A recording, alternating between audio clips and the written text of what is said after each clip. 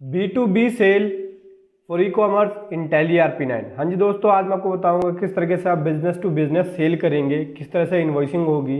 E commerce operator जो online panel पर registered हैं जैसे फ्लिपकार्ट, स्नैपडील, शॉपक्लूज, पेटीएम, वो B2C सेल करते हैं। लेकिन आज मैं आपको बताऊंगा कि B2B सेल कैसे करनी है। मेरा नाम है सूरज राजपूत, आप देख रहे हैं RTS professional. B2B sale in Tally RP9 release 6.4। B2B invoice बनाएंगे टैली में, बिजनेस टू बिजनेस इन्वॉइस। मैंने लास्ट टाइम बताया था कि बिजनेस टू कस्टमर के लिए इन्वॉइस कैसे बनाएंगे उसमें।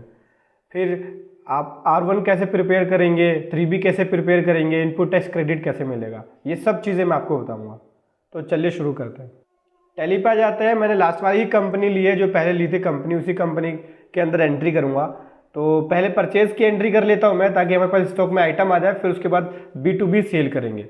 तो परचेज की एंट्री करने के लिए मैं वाउचर में गया और F9 प्रेस किया, और ये 1 अप्रैल को ही मैं एंट्री करता हूँ। पीरियड सेलेक्ट करना पड़ेगा, पहले पीरियड सेलेक्ट कर लेते हैं। 1/4/2018 से 31/3/2019 ये पीरियड सेलेक्ट कर लिया। वाउचर में गए और यहाँ से 1 नंबर ले लिया और 1 2 3 टाइम्स एंटरप्राइजेस ले लिया। यहाँ से मैंने रिस्ट वॉचेस परचेज करी है। कितने? 800 पीसेस और 600 का ईच है।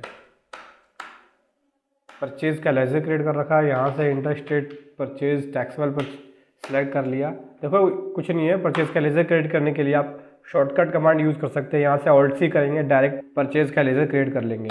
मैं दिखाता हूँ। परचेज यहाँ से क्रिएट कर लिया, यहाँ से एप्लीकेबल कर दिया, और यहाँ पे कॉन्फ़िगरेशन यस करने के बाद कुछ भी सेट नहीं करेंगे, बस एंटर करके सेव कर लेंगे गुड सिलेक्ट करने के बाद।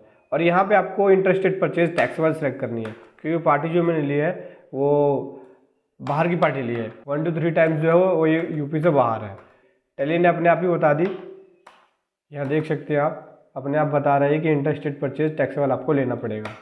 हमने ले लिया और यहाँ से एंड ऑफ लिस्ट कर लेता हूँ मैं, और यहाँ से ले लेता हूँ मैं इनपुट। परचेज करें तो इनपुट IGST।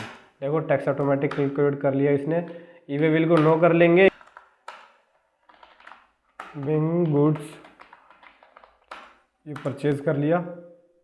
और मैं अब सेल की एंट्री की बात करूं तो सबसे पहले वाउचर टाइप क्रिएट कर लेते हैं, क्योंकि पहले आपने POS इनवॉइस की एंट्री करी थी, प्लेस ऑफ सप्लाई की, लेकिन आपको आप सारी डिटेल मेंशन करनी पड़ेगी। पहले प्लेस मेंशन करनी पड़ रही थी आपको कि कौन से प्लेस से, कौन से स्टेट से आपने सेल करी है, लेकिन अब आपको GST नंबर, पार्टी का नाम, बिल नंबर, हर एक चीज़।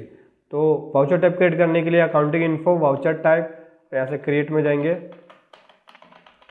टैक्स इनवॉइस सेल्स ले लिया, यहाँ से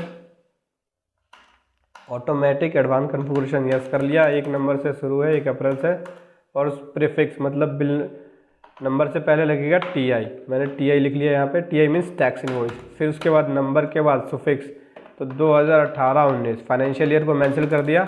और ये एंट्री को हम बाकी सब चीज़ों को एंटर करते सेव कर लेंगे।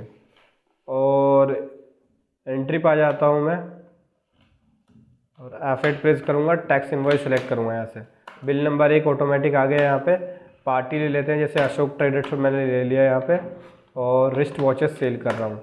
ठीक, 300 पीसेस है, और यहाँ से ये 800 का ईच है।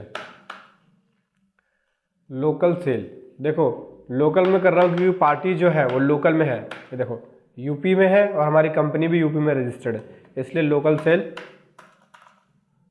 ले लिया। और यहाँ से टैक्सेबल सेल सेलेक्ट कर लेंगे। यहाँ से आउटपुट CGST, आउटपुट SGST दोनों सेलेक्ट कर लिया। ये वीडियो के डिस्क्रिप्शन में है, इसको सेव कर लिया।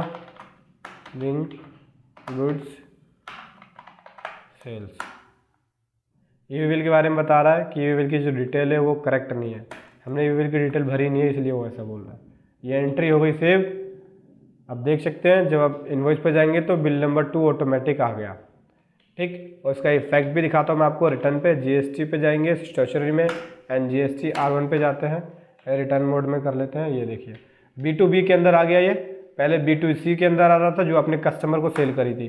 देखो यहाँ प्लेस आ रहा है दिल्ली उत्तर प्रदेश, बट B2B में देखेंगे आप तो कंपनी का नाम जिससे आपने सेल करी है, जिसे आपने सेल करी है उसका जीएसटी नंबर और इनवॉइस नंबर, सारी चीज़ें आ गई। ये देखिए invoice number, date, taxable value. तो इस प्रकार से आप B2B इनवॉइस की एंट्री कर सकते हैं। 3B की बात करूं मैं तो 3B के अंदर भी देख सकते हैं। ये देखिए 3B के अंदर भी देख सकते हैं, ये आपकी हो गई फ्लिपकार्ट अमेजोन की सेल और ये आपके अशोक ट्रेडर्स की सेल हो गई जो आपने पार्टी की। क्योंकि 3B में टैक्स कैलकुलेट करता है इसलिए इसने अलग अलग नहीं कर रखा, एक में ही है आउटवर्ड सप्लाई में। ठीक, अब मैं रिटर्न की टैक्स की बात करूँ तो देखो यहाँ पे आप देख सकते हैं इनपुट टैक्स क्रेडिट, आपको यहाँ से कैलकुलेट कर सकते हैं कि टोटल टैक्स आप लोग इतना पे करना है और आपको इनपुट इतने का मिला। तो जो बीच का डिफरेंस होगा वो आपको आपके इनपुट क्रेडिट लेजर के अंदर आ जाएगा। इजीली आप रिटर्न को भी एक्सपोर्ट कर सकते हैं, कंट्रोल ही करेंगे और यहाँ से आप जेसन डाटा को सेलेक्ट करके यहाँ लोकेशन देंगे और सेव कर लेंगे और वही डाटा जीएसटी की साइट पे फाइल होती है। तो उसी जेसन फाइल को आप जीएसटी की साइट पे अपलोड कर सकते हैं। R1 में भी दिखाता हूँ, कंट्रोल ही करेंगे और यहाँ से जेसन फाइल सेलेक्ट करेंगे, लोकेशन देंगे और सेव कर लेंगे और डायरेक्ट अपलोड कर सकते हैं आप जीएसटी की साइट पे।